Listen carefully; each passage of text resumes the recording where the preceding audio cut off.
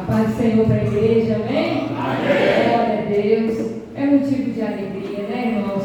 Estar aqui conhecendo mais um povo de Deus. Alguns irmãos eu já consigo conhecer, né, de vista, já pude notar que eu já conheço alguns aqui, para a honra e glória do Senhor. Aproveitando que os irmãos estão de pé, os irmãos abram a sua Bíblia em nome de Jesus. Uma passagem bem conhecida no livro de Mateus, capítulo 25. E desde já eu quero agradecer essa oportunidade à irmã missionária que me fez o convite, ao pastor pela confiança, a toda a igreja, ao departamento de missões.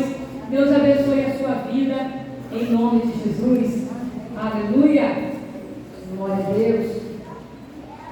Nós vamos ler aqui uma mensagem bem conhecida e eu prometo aos irmãos que eu vou ser bem objetiva nessa mensagem, não vou enfadar, sei que é uma mensagem bem conhecida, mas o Senhor já confirmou através aqui de alguns louvores, aleluia, o Senhor ele confirmou através de muitas coisas que já foram faladas, através de versículos, e eu creio que uma vez mais Deus ele vai falar ao nosso coração, amém? E vai dizer assim a palavra do Senhor, aleluia. 25.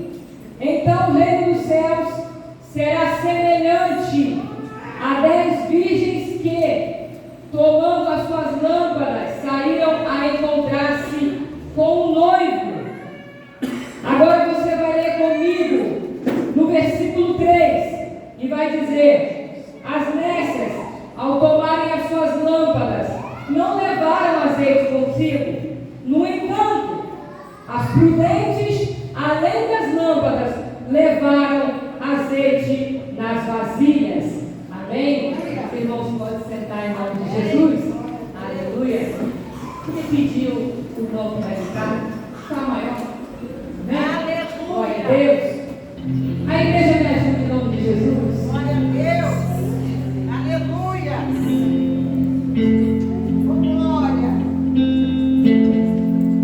Quem começou a boa obra é fiel para terminar. No seu tempo e na sua hora, Ele tudo cumprirá.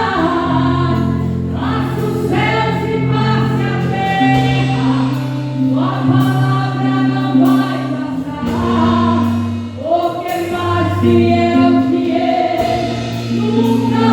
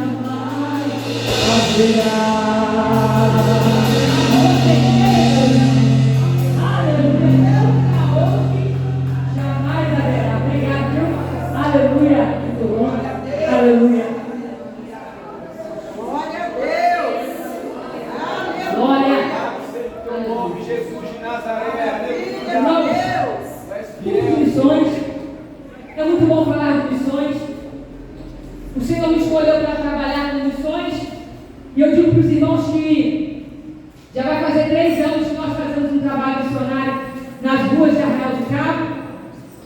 Quando o Senhor me escolheu para trabalhar com missões, o Senhor me chamou para fazer missões exatamente dentro de uma boca de fumo. E nós estamos lá até hoje. Já realizamos trabalhos em alguns lugares diferentes, em praças. E da última vez que o Senhor falou comigo, o Senhor falou: olha, você vai voltar para lá e vai ficar mais um tempo ali sem sair dali. E eu digo para os irmãos que trabalhar com missões não é fácil. Digo também para os irmãos que não é a gente que escolhe trabalhar com missões, mas o Senhor nos escolhe para trabalhar com missões. Aleluia! Porque não é fácil. E por diversas vezes o inimigo tentou parar esse projeto, esse trabalho. Mas quando o Senhor, Ele te escolhe, Ele te ordena, quando o Senhor, Ele te direciona, aleluia, o diabo ele pode tentar, mas ele não consegue. Ele usa de todas as armadilhas, ele usa com todas as ferramentas, mas aquele que está firmado na rocha, ele permanece, porque ele sabe que o Todo-Poderoso vai na sua frente. A mensagem, como eu disse para os irmãos, é uma mensagem bastante conhecida. Quem aqui nunca ouviu falar sobre a parábola das 10 virgens? Não é das 5 prudentes, das 5 nécias? É interessante, nós vamos apenas frisar algumas partes mais importantes e nós vamos falar sobre algumas coisinhas aqui nessa noite, a qual Deus colocou no meu coração. É interessante que Jesus, quando Ele conta essa parábola, Ele conta alguns dias antes da sua crucificação.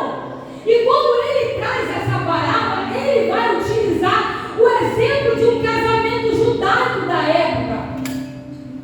O casamento judaico, ele tinha uma tradição aonde justamente o noivo, acompanhado dos seus amigos, eles iam até a casa da noiva, aonde a noiva ali estava esperando com as suas damas de honra, que eram as virgens. Elas estavam ali com as suas lâmpadas, esperando a chegada do noivo, que ao serem avisadas que estava ali chegando a hora, o noivo tinha já se apresentado. Então aquelas virgens iam adiante, iluminando o caminho do noivo com aquelas lâmpadas, até a casa onde seria então celebrado o casamento. Então aconteceria a festa de casamento. Isso era uma tradição, era algo muito comum que acontecia na época. Jesus então ele vai utilizar justamente o quê? O casamento, para trazer uma parábola das virgens prudentes e das virgens nécias. Uma coisa que me chama a atenção aqui nessa mensagem é que Jesus ele escolhe exatamente o quê? O casamento. Porque o casamento é uma festa que não é celebrada todo dia. É uma festa diferente. O casamento é algo, vamos dizer que singular. É algo mais esperado da vida de uma moça, na vida de um casal. É a festa do casamento. É um dos acontecimentos mais importantes na vida da noiva e do noivo. Você consegue compreender? Já começa a conectar o que Deus ele quer falar contigo. Jesus ele escolhe o casamento, associando então o momento da sua vida, porque precisa ser o momento mais especial, o momento mais importante na sua vida, o momento mais importante na vida de um crente. Não é a chave de uma casa nova, não é a chave de um carro novo, não é a faculdade, não é o namorado ou uma namorada, não. O momento mais importante na vida de um crente é a volta de Cristo. É a volta dele. É a volta dele. Uma outra coisa que eu prestei bem atenção é que ele vai utilizar as virgens. As virgens estavam lá esperando a chegada do noivo. É interessante que o que simboliza a virgem? A virgem ela simboliza a pureza, a santidade. Porque a virgem ela não se dá a conhecer a outros homens. Ela está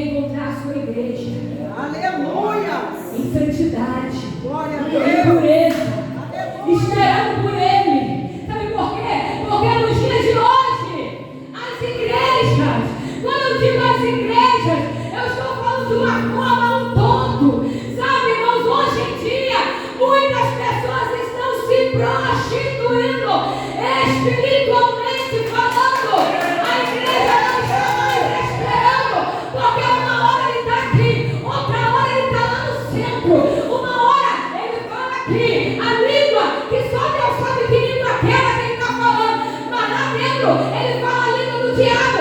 Uma hora ele está aqui, aí outra hora ele está lá dentro, fazendo aquilo que não agrada a Deus. E a Bíblia vai dizer que de uma fonte ela não pode jorrar duas águas. Ou a água é doce, ou a água é salgada. Eu não posso servir a Deus e ao diabo ao mesmo tempo, irmãos. Isso aqui é mensagem de preparação. Nós estamos nos preparando para ser encontrados no noivo. A igreja precisa adotar, porque Jesus ele está voltando.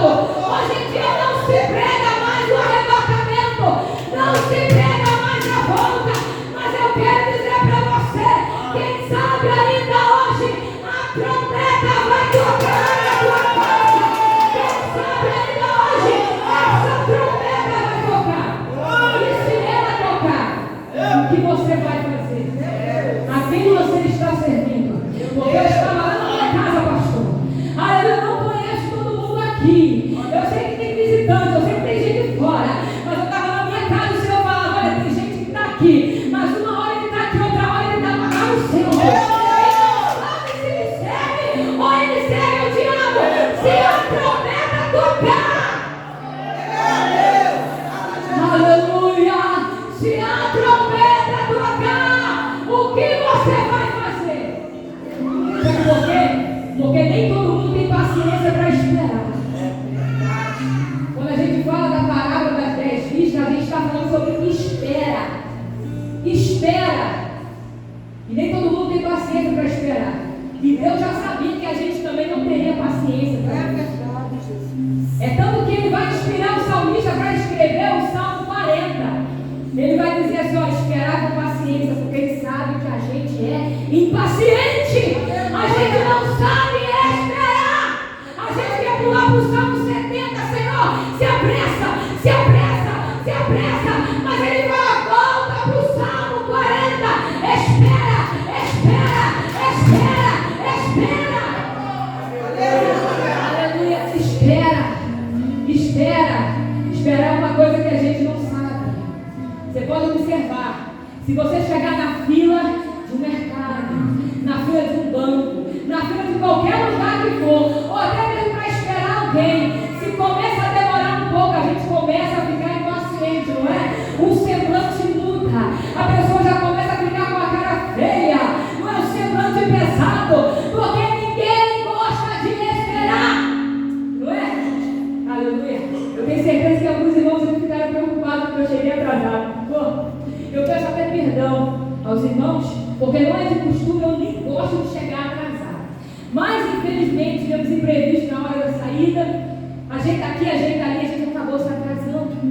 Mas, quando alguém se atrasa, quando a bênção está demorando, quando aquilo que se está em questão está demorando, a gente começa a ficar impaciente. E gera então o quê? A preocupação. E aí, você começa a dar jeitinhos, a tentar dar jeitinhos, para você receber logo o que você quer, não é? Se você não consegue dentro da igreja, aí ele acha que lá na macumba vai dar para ele o que ele quer. Aí ele acha que se aqui não conseguir lá dentro, ele vai conseguir. Cuidado, porque o diabo ele pode até te dar, mas cuidado, porque ele vai te cobrar. Porque o diabo não dá nada de graça para ninguém, não. Ele não dá nada de graça para ninguém, não. Alguém da tua casa ele vai querer em troca. Alguém de lá ele vai querer. Cuidado, porque o preço pode ser alto depois. Não se brinca com Deus e também não se brinca com o diabo. Cuidado aonde você está pisando. Deus está mandando dizer para alguém nessa noite. Cuidado aonde pisa o teu pés. Aleluia.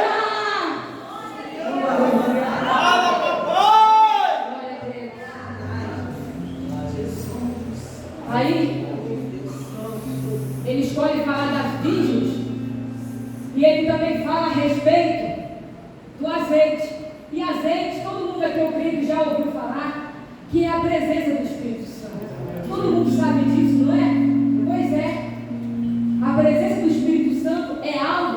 que não se empresta. Aleluia. Porque quando as loucas viram que não tinha mais, elas ficaram preocupadas. Eu preciso pegar emprestado. Mas a presença, irmãos, ela não se empresta.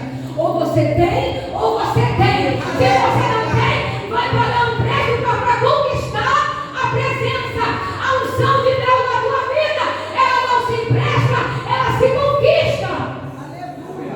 Aleluia. Aí hoje em dia, você vai ver, tem gente que tenta até imitar, mas não adianta. Porque aquilo que é de Deus é real, não se imita. Você não quer dizer que você tem unção, que você tem azeite. Ah, mas a lâmpada acesa, o noivo sabe quem tem. Quem tem, tem. Quem não tem, não tem. Aleluia, mas eu quero dizer para você que ainda há tempo. Enquanto a trombeta ainda não tocou, ainda dá tempo de correr atrás e de buscar pela presença. Quem sabe a presença se afastou de você por algo, mas é noite de chamar a presença de volta para a tua vida. Aleluia. É noite de conquistar a presença. Quem sabe o Espírito Santo está só aí do teu lado. Mas vamos para acender essa lâmpada que já se apagou. É noite de acender a lâmpada. Aleluia. E ele vai falar assim: igreja, desperta. Desperta. Você quer ver uma coisa que tira muito a nossa atenção? É a internet. É o nosso celular. Não é? Tira, gente. Tira. O que a gente faz hoje em dia sem internet? Antigamente a gente fazia tudo. Só que engraçado que nos dias de hoje a gente não faz nada. Não é? Parece que é um bloqueio. Eu digo até mesmo para você que nós estamos vivendo numa época de depressão de internet.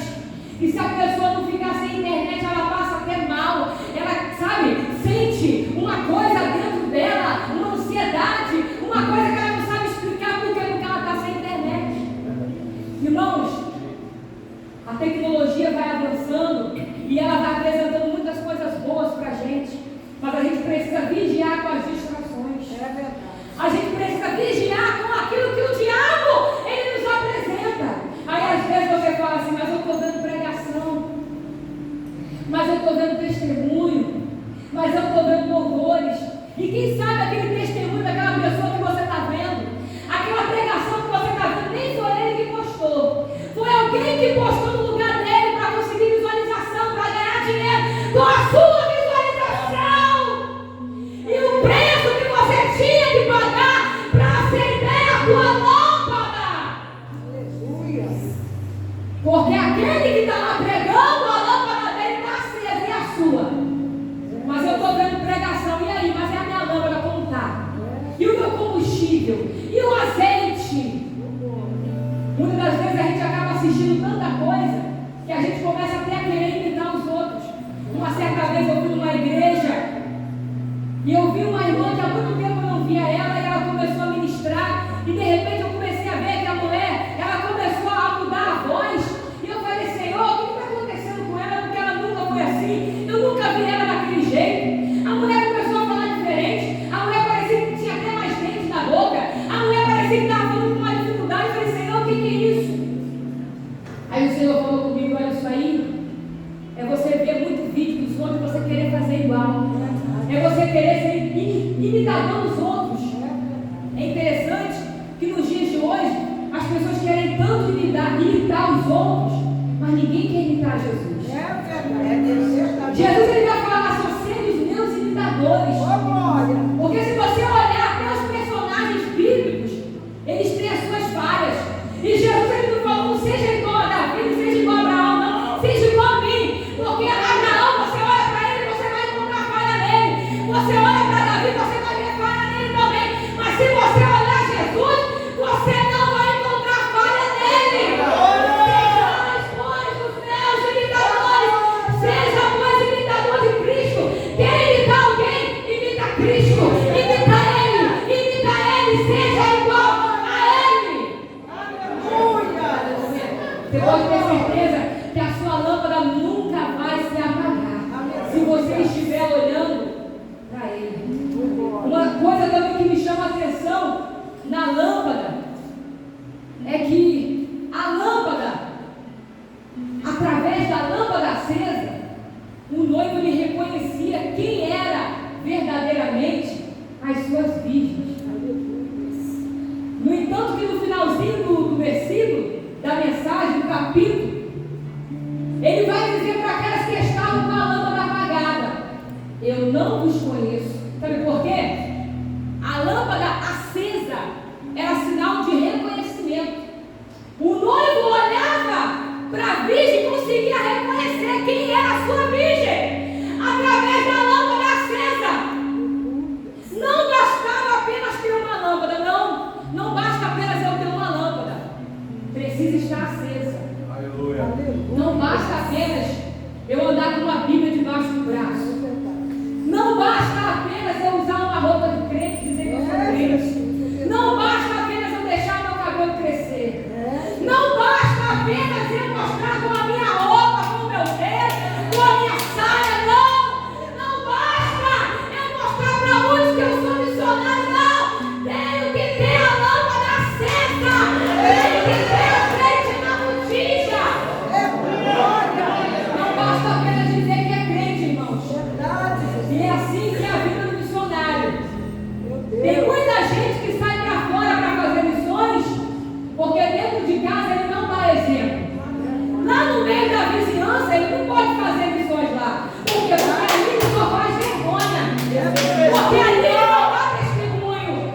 É muito fácil eu ir lá para a África, eu ir para o Japão, eu ir para a China, e a minha casa está uma bagunça. É noite de colocar a minha casa em ordem. É noite de começar a ajustar as coisas em nós. É noite de começar a colocar um limite na minha vida.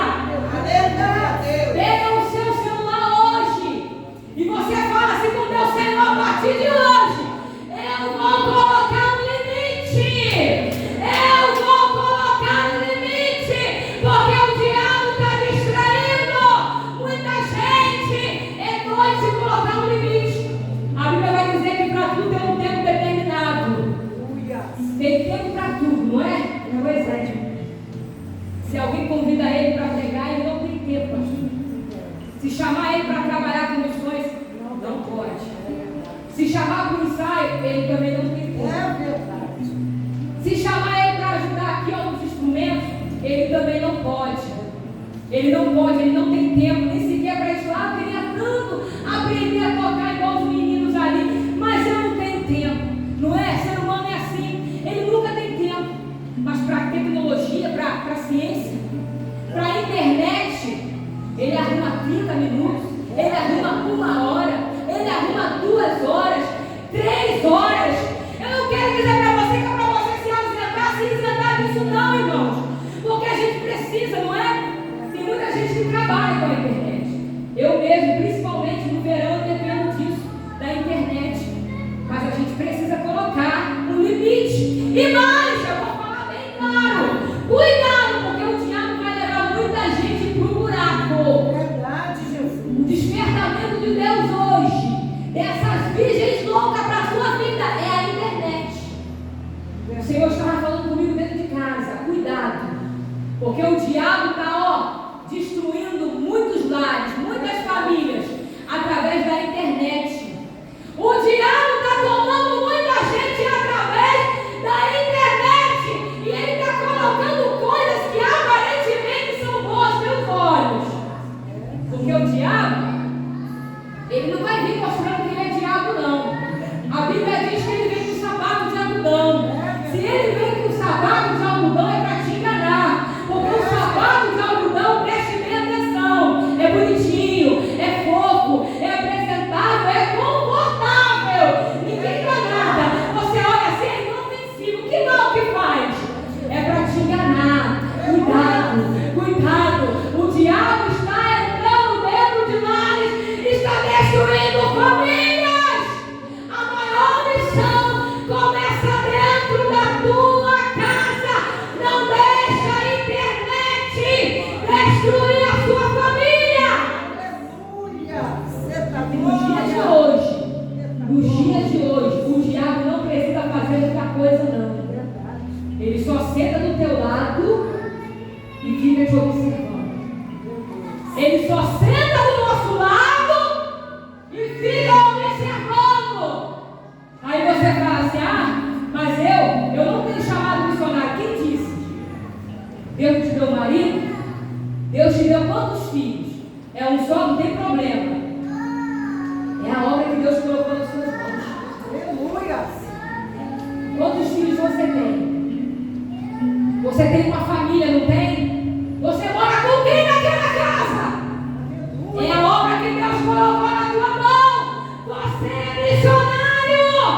Depois que você fazer a obra lá dentro daquela casa, eu vejo lares bagunçados.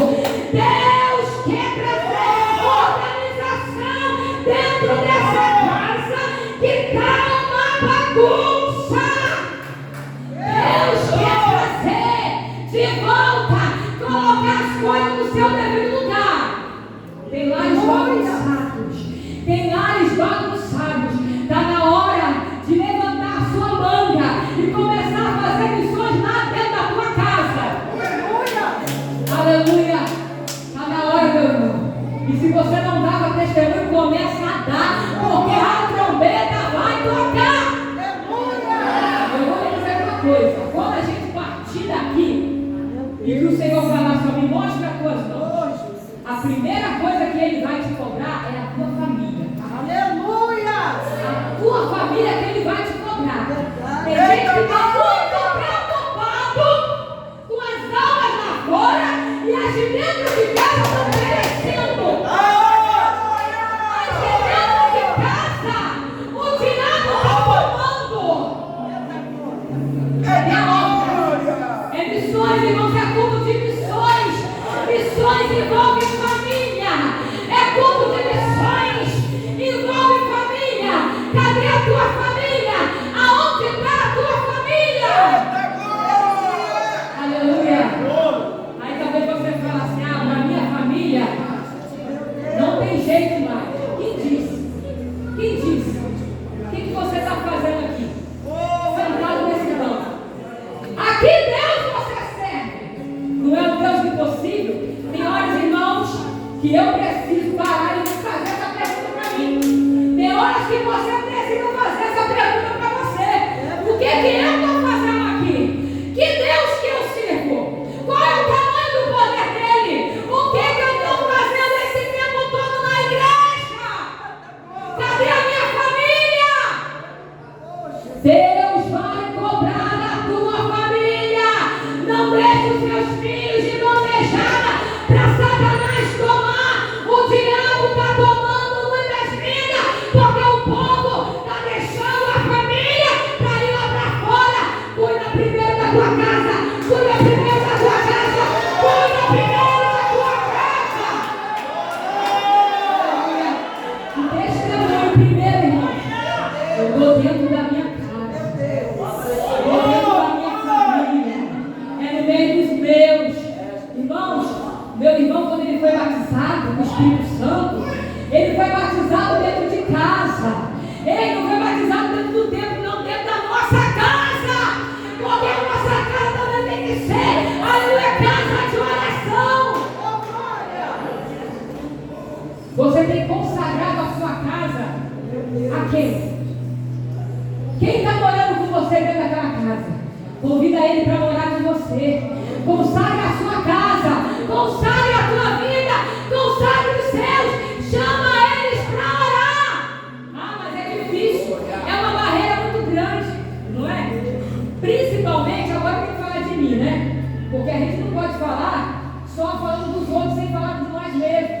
É muito fácil eu vir aqui falar só das virgens e não falar de mim. Não é, pastor? Uma dificuldade tão grande que tem é um casal orar, principalmente quando ele discute dentro de casa.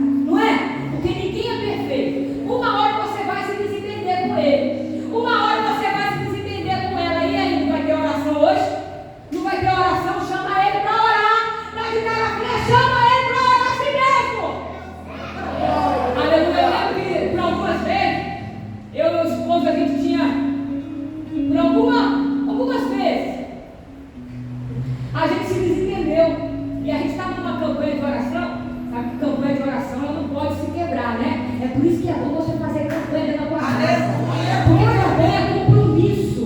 Aí você olha assim, não, peraí, eu me chateei com ele, mas é campanha, pastor, eu não posso quebrar a campanha. E a Bíblia diz que se eu não estiver bem com ele, ou ela não estiver bem com ele, ou ele, vice-versa, a oração não vai chegar lá em cima. Jesus não vai receber a oração desse jeito, não. Tem que se consertar primeiro. Aí eu lembro que a gente não estava muito bem um com o outro, não. Mas aí eu olhei para ele assim, ele olhou para mim e falei, ó, tá na hora de orar, né? Aí eu olhei assim, tem que orar, vamos orar, né? Começou assim, vamos orar. Aí, pastor, a gente começou a orar, mas só que a oração lá tem palavra que não vou também. Aí a gente começou a orar, aí o Espírito Santo começa a trabalhar, aí aquela cara que estava amarrada começa a desamarrar. Então, por quê? Porque o diabo vai saindo e Jesus vai entrando, a presença vai entrando e o diabo vai se afastando. Esse é o segredo do crente que ora dentro de casa. O diabo até tenta criar uma armaça para destruir a família, mas quando você ora, aquela que está amarrada, ela vai desamarrar, aquele clima que está pesado, Deus vai quebrar. Aleluia. Essa é a missão que Deus me chamou para pregar para vocês hoje aqui. Aleluia. Para eu e você, para nós, nos despertarmos dentro da nossa casa. E se você não tem costume de orar com a tua esposa, com o teu marido, com os teus filhos, começa hoje a chamar eles para orar. Começa hoje a fazer campanha dentro daquela casa. Começa hoje a obra missionária. Aí eu faço missões há tanto tempo. Faz mesmo? Quanto tempo que tem que você não ora dentro da tua casa? Ah, mas eu oro, eu lá no meu quarto, quando eu vou dormir, eu oro. Não, tem que ser vocês dois juntos. Irmãos, o diabo, ele precisa ser envergonhado. Deus precisa quebrar essa corrente. Aleluia. É necessário esse mal ser jogado por terra. Começa a orar, irmãos. Para encerrar, eu lembro que quando a gente era mais novinho, e a minha mãe tinha pouco tempo, né, de convertida, e eu aprendi a orar com ela. Tudo, hoje em dia na minha vida, a maioria das coisas, das experiências que eu passei, eu aprendi muito com ela. E a minha mãe, uma analfabeta, que não teve oportunidade de estudar, que não sabe ler nem escrever, mas Jesus ensinou muito a ela, principalmente nos cultos de ensino bíblico, de escola bíblica. Você que não gosta de palavra, de escola dominical, você precisa, a sua alma precisa estar e participar dos ensinos da casa de Deus. E a minha mãe não sabia ler, não sabia escrever, mas o que ela começou a aprender, pelo ouvir a palavra de Deus. E foi assim que a gente começou a orar dentro da nossa casa. E eu lembro que a minha mãe reunia, né, junto com os meus irmãos. Quando meu pai estava em casa, até o meu pai também tinha que entrar para a roda de oração, porque ela colocava todo mundo para orar. E eu lembro que meus irmãos já adolescentes, e ela dizia assim, vamos fazer um ciclo e vamos orar. E eu lembro que os meninos já metidinhos, né? Já viu? Adolescentes que já é metidinha besta porque tem uma barbinha, não é? Começa um cabelinho aqui, um cabelinho ali, já acha que é dono de si mesmo. Coloca esse adolescente no lugar dele, porque dentro da tua casa quem manda é você. Primeiramente é Deus, mas depois de Deus, meu irmão, é você. Você é pai, você é mãe. Ei! Assume o teu papel, assume o teu lugar. Não deixa esse adolescentezinho metido a besta querer tomar o lugar que Deus deu para você.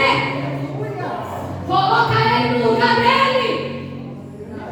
Aí ela falava assim, vamos orar. Aí eu lembro que ele dizia assim, eu? Não, eu vou orar não.